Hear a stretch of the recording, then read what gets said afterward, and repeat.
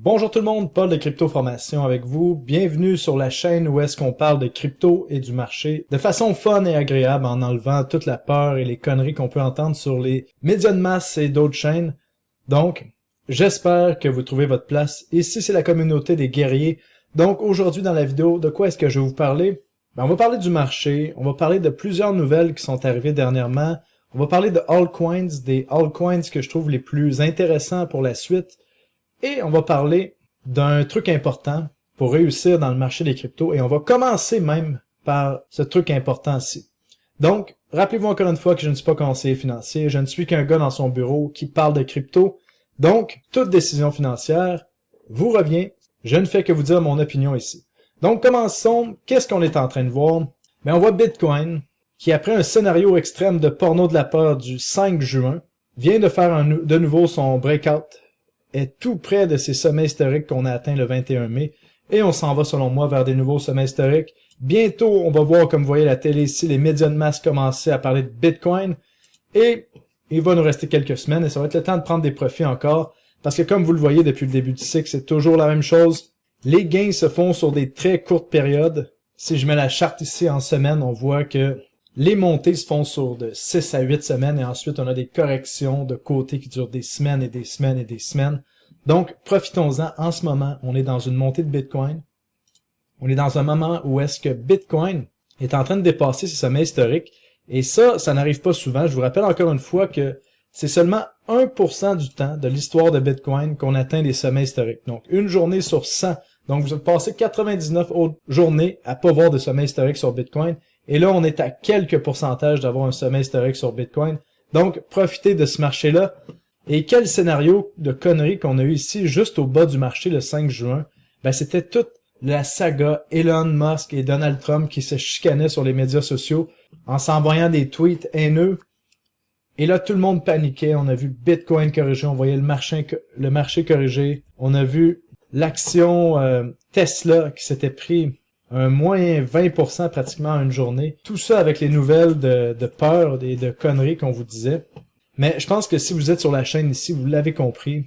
À chaque fois qu'une nouvelle vous est poussée à la gorge et que ça change absolument rien, en fait, sur les marchés, ben, vous avez affaire à une bonne vieille distraction. Comme le tweet que je vous avais écrit le 6 juin ici. Donc, si vous voulez des nouvelles de moi un peu plus rapidement en passant que sur les vidéos YouTube, parce que ça prend du temps à faire ces vidéos-là et que j'en fais une par semaine, ben, vous pouvez me suivre sur mon compte X, juste ici, Paul, barre en bas, The Way.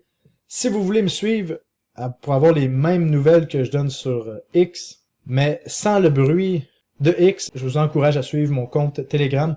Tous les liens sont dans la description de la vidéo, là, et ça vous permet de me suivre sans le bruit de X. Et si on continue sur la saga qu'on a vue avec Elon Musk et Donald Trump, ben qu'est-ce qui est arrivé? C'est qu'ils ont supprimé tous leurs tweets et maintenant c'est de nouveau les meilleurs amis du monde. Ce n'était qu'une connerie pour faire peur aux gens. Comprenez que lorsqu'on épuise certains pornos de la peur comme les tarifs, ben ça en prend des nouveaux, il faut se renouveler.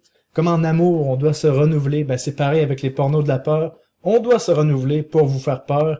Et c'est ça qu'ils sont en train de faire, là. Ils ont trouvé la saga Elon Trump. Et dans un mois, ça va être une autre chose pour vous faire peur. Donc, Bitcoin a des nouveaux sommets historiques. Si on regarde les altcoins, ben, on voit qu'Ethereum, qui est le leader des altcoins, est en train de nous faire un breakout et qu'on s'en va possiblement rapidement vers les 3400 $.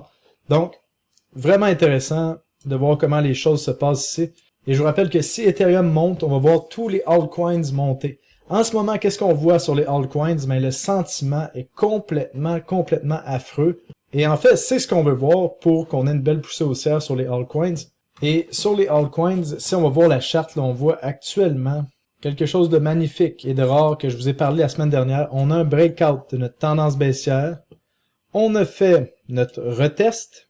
Comme on voit ici le retest, même chose qu'on avait fait ici en novembre. Il n'y avait pas eu de retest au mois d'octobre ici. Des breakouts, ça arrive très peu souvent de tendance baissière au niveau des altcoins. Et le sentiment est à son pire. Les gens sont en train de pleurer sur les médias sociaux. Et qu'est-ce que je vois actuellement au niveau du sentiment? Je vais vous le dire qu'est-ce que je vois en ce moment. Et on doit s'en parler vraiment. C'est que les gens n'ont plus faim. Les gens croient plus que les altcoins peuvent monter. Les gens, à chaque fois qu'il y a une petite correction de 10, 15, 20%, c'est la panique dans les médias sociaux. On voit des gens en train de pleurer, mettre littéralement des émoticônes qui sont en train de pleurer dans les commentaires de Twitter. Qu'est-ce que c'est que ça? Si vous voulez réussir dans ce marché-là, ça prend une attitude de gagnant, pas des pleureurs, des gens qui paniquent à chaque fois qu'il y a une correction. Les corrections font partie d'un cycle haussier. Et si vous comprenez pas ça, ben vous allez pas réussir. Et actuellement, qu'est-ce qu'on voit avec les altcoins? Ben on a une correction par le prix qui a duré du mois de janvier jusqu'au mois d'avril. Donc, on s'est fait défoncer par le prix. Et là, on a une correction par le temps. Là, ça fait à peu près 4 mois que les altcoins sont à peu près au même prix.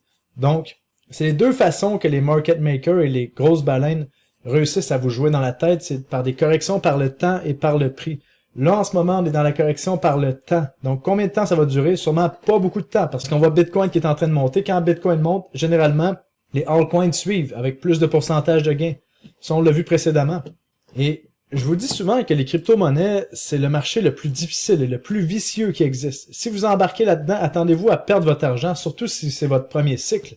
Mais il y a possibilité de faire des gros gains historiquement, parce que si on regarde la charte, c'est le marché dans les dernières années qui a donné les plus gros gains de tous les marchés. Mais c'est un marché difficile. Et qu'est-ce que c'est difficile? Ben, vous le vivez actuellement, c'est ça. C'est ça que ça veut dire, difficile. Les gens sont là, ah ben, c'est difficile le marché des crypto-monnaies. Ben, c'est ça, difficile. C'est la sensation que ce soit difficile. C'est qu'il faut qu'on attende, qu'on vive une correction par le temps, une correction par le prix.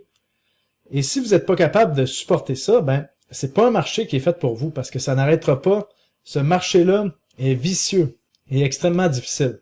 La bonne nouvelle ici, c'est qu'on a un breakout au niveau des altcoins et qu'on s'en va beaucoup plus haut, selon moi, dans les prochaines semaines. Et vous savez, qu'est-ce qui arrive dans le marché des cryptos, peu importe le marché dans lequel vous êtes, c'est que c'est une belle façon de réussir à grandir comme personne. Parce que vous le savez, dans le marché des cryptos, il y a personne qui va vous tenir par la main si ça va pas bien. Il y a personne qui va vous donner un filet de sécurité si vous vous trompez. Si vous vous trompez, vous allez vous faire défoncer complètement. Et ça, c'est un reflet de la vraie vie. Et je me rends compte qu'il y a plusieurs personnes qui aiment ça, se faire prendre la main et qui sont pas capables de prendre responsabilité. Mais c'est vraiment pas l'attitude qu'on a ici, les guerriers, sur la chaîne. Parce que moi, je suis dans le marché depuis plus de 8 ans au niveau des cryptos. Et les seules personnes qui réussissent, souvent, c'est les gens qui ont des convictions. Et c'est quoi d'avoir des convictions? Ben, qu'est-ce qui est arrivé là, dernièrement avec les corrections qu'on a vues sur le marché? C'est que les market makers ont joué dans la tête des gens. On voit des gens qui sont là à demi-mesure. Bon, ah, j'ai investi, mais je suis pas sûr. Ah, si j'arrive à break-even, je vais vendre. Si je fais un 10% de gain, je vais vendre. Ça, c'est pas avoir des convictions. Ça te fait casser par les market makers complètement. Et la seule façon de réussir dans ce marché-là, bon, il y a plusieurs autres façons, mais la façon la plus simple pour un investisseur moyen, c'est d'avoir des convictions. Et d'avoir des convictions, c'est de croire en quelque chose, même si on n'a aucune garantie que ça va fonctionner. Et on est chacun maître de nos portfolios. Et à partir d'ici, selon moi, il y a une jambe haussière qui s'en vient, c'est ma conviction. C'est pour ça que je suis toujours investi dans le marché des crypto-monnaies, même si j'ai déjà des gains non réalisés très importants, je suis prêt à mettre mon argent à risque, parce que je pense qu'il y a une grande jambe haussière qui s'en vient. Dès qu'on va dépasser les sommets historiques qu'on a vus en décembre 2024 sur les altcoins, qui étaient les mêmes sommets historiques qu'on a vus en 2021, on s'en va vers un breakout. Et généralement, lorsqu'on dépasse un sommet historique, il y a une accélération. Et moi, je veux être là pour ça. Vous voyez ma cible pour les altcoins, c'est le carré vert ici. Je pense qu'il y a de l'action qui s'en vient pour la suite. Donc, à partir d'ici, vous avez un choix. Soit que vous restez dans la peur, dans l'incertitude, ou que vous faites un reset émotionnel, que vous dites, bon, qu'est-ce que je ferais si mon portefeuille était à zéro aujourd'hui? Est-ce que je serais dans le marché des altcoins? Est-ce que j'aurais le même portefeuille? Si oui, bon, ben oui, ça arrête là. Maintenant, qu'est-ce qu'on fait? Ben, on patiente et on attend que le marché fasse son truc. Si vous pensez que les crypto-monnaies vont crasher, ben, sortez du marché puis arrêtez de paniquer. C'est pas compliqué. Surtout qu'ici, en plus, vous avez des bons moments pour sortir parce qu'on a eu un beau rebond depuis les bas. Donc, ça sert à rien de se compliquer la vie ici. Si vous pensez que ça va plus haut, eh ben, on reste patient et on attend. Donc, à partir d'ici, je vous encourage à faire vraiment attention aux chaînes YouTube que vous allez suivre, aux gens sur Twitter. Twitter, je vous dirais, qu'on appelle X maintenant, c'est un des pires réseaux qui existent pour vous donner de la peur. Faites vraiment attention à ce que vous faites rentrer dans votre tête parce que en ce moment, tout le monde vous dit que les altcoins sont de la merde, mais je vous garantis que si on a une montée, par exemple, qu'est-ce qu'on a vu ici? une montée comme on a vu en novembre.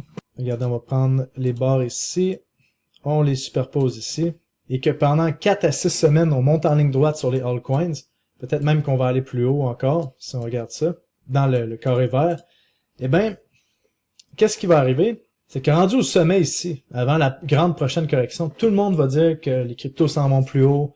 Ça, c'est parce que les institutions sont là, tout va bien, tout est merveilleux. Et ça va être là qu'il va falloir faire attention, alors que ces mêmes personnes vous disent de pas acheter en ce moment, vous disent que c'est le temps de paniquer. Donc, à vous de faire vos convictions. Écoutez pas toutes ces conneries-là, toutes les gens qui vont vous amener dans des émotions qui servent à rien. Et ce qui est ridicule, c'est que on voit que la plupart des gens disent que les altcoins ont rien fait dans ce cycle haussier. Comprenez qu'on a eu 2 grandes jambes haussières. On a eu la jambe haussière de octobre à mars 2024. On a eu la jambe haussière du mois d'août, en fait, jusqu'au mois de décembre. Et on a eu la jambe haussière juste ici, de janvier 2023 jusqu'à avril 2023. Tout ça, ça a amené des gros gains. Si on regarde les crypto-monnaies, il y a eu plusieurs fois 10, plusieurs fois 5. Mais les gens ont la mémoire courte. Et là, c'est vrai, je pense que la prochaine montée va paraître vraiment bizarre parce que ça fait longtemps qu'on n'a pas eu cette impression que tout peut monter. Je pense que vraiment le sentiment a été complètement détruit dans la dernière correction. Et c'est exactement ce qu'on veut voir. Quel avantage qu'on a ici, étant donné que tout a corrigé de façon violente, que Bitcoin est sur le point de faire sa prochaine jambe haussière qui va amener vers des nouveaux sommets historiques selon moi, ben, on a tous les altcoins à prix cassé. Bon, c'est pas les mêmes prix qu'on avait quand je vous disais que moi, c'était mon moment d'acheter ici lorsqu'on avait Ethereum autour des 200$. Parce que là, actuellement, vous avez par exemple BitTensor à 433$. Ou par exemple, si vous regardez Ethereum dans la vidéo juste ici où je vous parlais d'Ethereum dans les 1600 ou 1800$, on est déjà beaucoup plus haut. Mais on est chanceux, selon moi, les cryptos peuvent aller encore plus haut parce que on s'en va vers un breakout comme on a vu ici et on va dépasser les sommets historiques au niveau des altcoins. C'est ma conviction. Donc, la chance qu'on a ici, c'est qu'on n'est pas obligé d'aller loin dans la courbe de risque pour faire de l'argent. Vous n'êtes pas obligé d'aller, vous voyez sur CoinGecko ici, si je descends jusqu'en bas, vous voyez que 174 pages de 100 projets de crypto. Donc, on parle de 17 000 cryptos listés ici. Vous n'avez pas besoin d'aller loin, où est-ce que c'est dangereux, où est-ce que c'est complètement dégénéré d'investir. On peut rester dans les bonnes cryptos, dans les premières pages ici, qui sont solides, qui vont être là pour les prochaines années, et faire beaucoup d'argent. Et là, je vois des gens dire, comme par exemple, Hundo, Paul, tu nous as dit qu'Hundo allait bien performer. Ben, si on regarde la charte ici, c'est sûr que quand je vous parle d'Hundo, autour des 20 centimes ici, on est à 87 centimes, je pense que ça a bien performé. On fait des hauts plus hauts que qu'est-ce qu'on a vu à l'été passé, mais on n'a pas encore monté, donc ça n'a pas encore bien performé, mais je pense que Hundo s'en va vers une prochaine jambe haussière, donc d'acheter du Hundo à 87 centimes ici, pour moi, ça fait du sens. Et je pense qu'on va dépasser les sommets historiques parce qu'on voit des lois de plus en plus positives sur tout ce qui est tokenisation des actifs réels. On voit même des lois où est-ce que le nouveau chef de la SEC, Paul Atkins, est en train de faire des exemptions pour les plateformes de finances décentralisées au niveau régulatoire.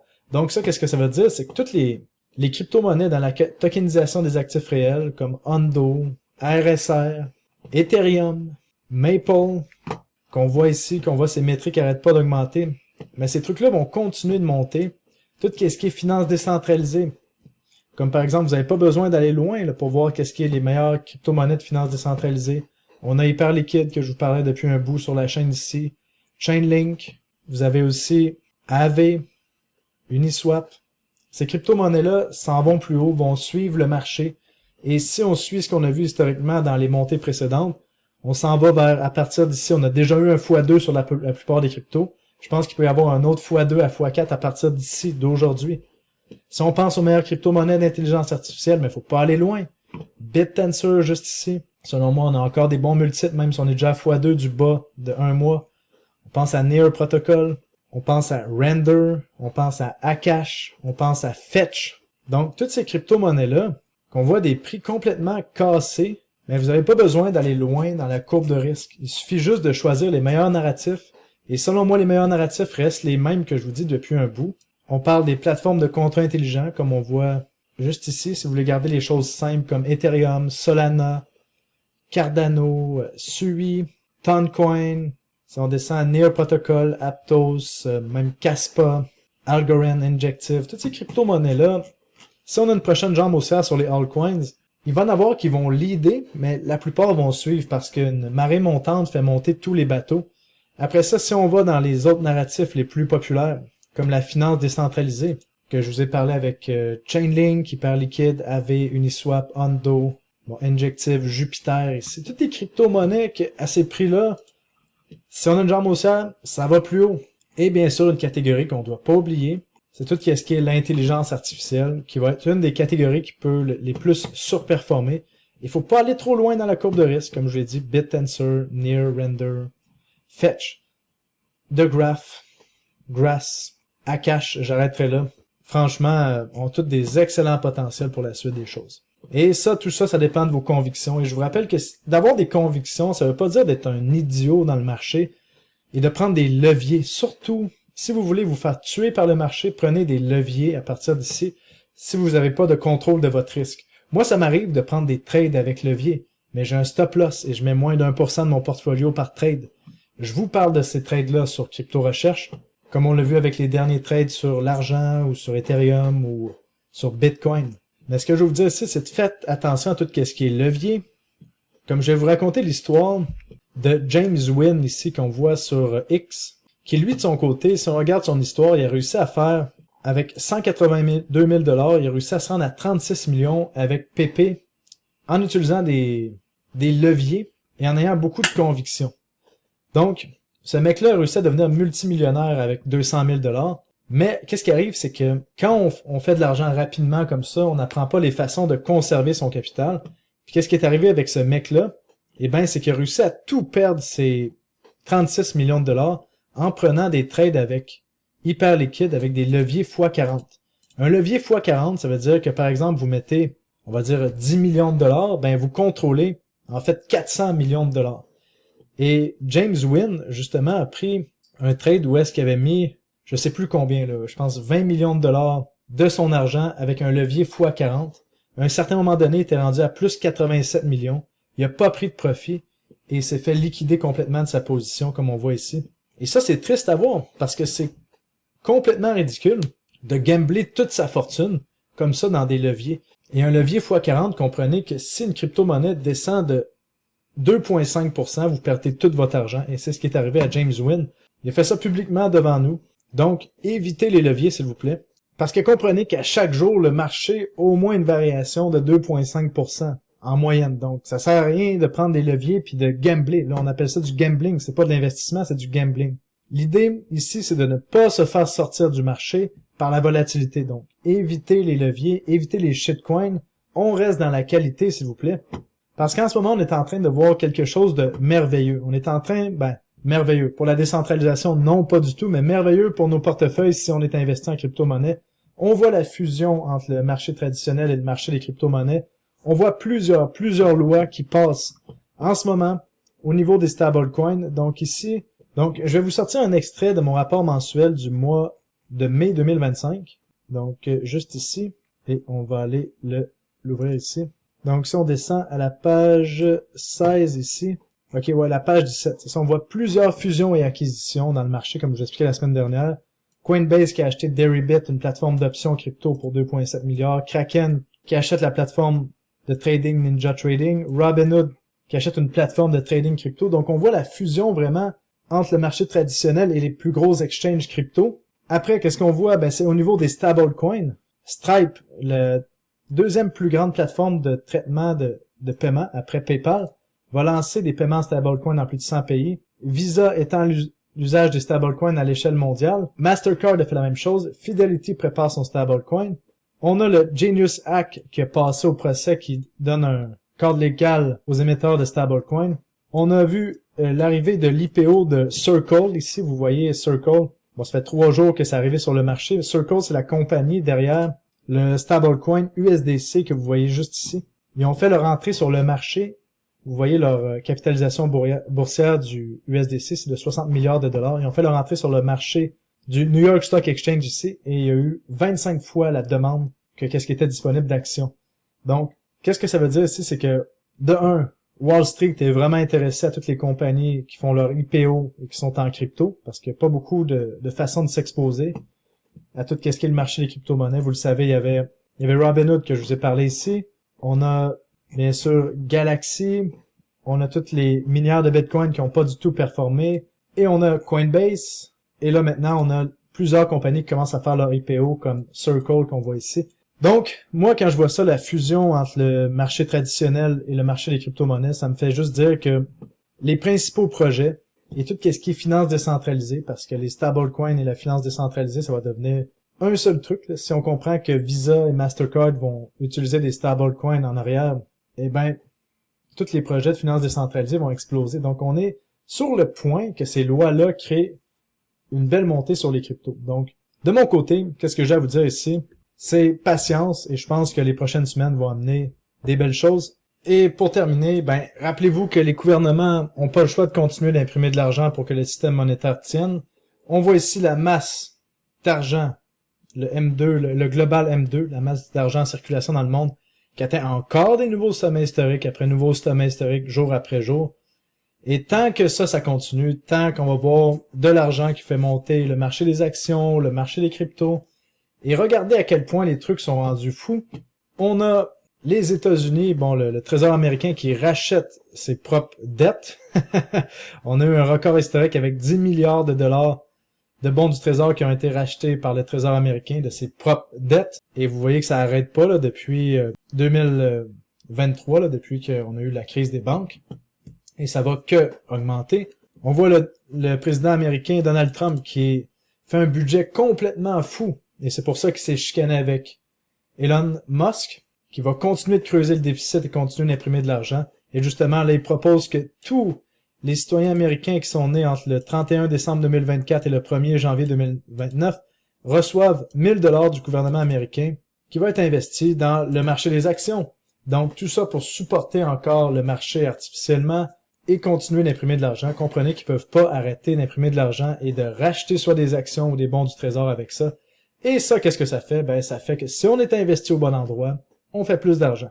Donc, pour terminer, pour les gens qui demandent, j'ai maintenant une page Instagram qui est Paul barre en bas que vous voyez ici, Crypto Formation. Donc, si vous voulez me suivre, le lien est dans la description. Et j'ai maintenant aussi une page Facebook qui est Paul Crypto Formation. Attention à tous les scammers qui peuvent être se faire passer pour moi et vous écrire.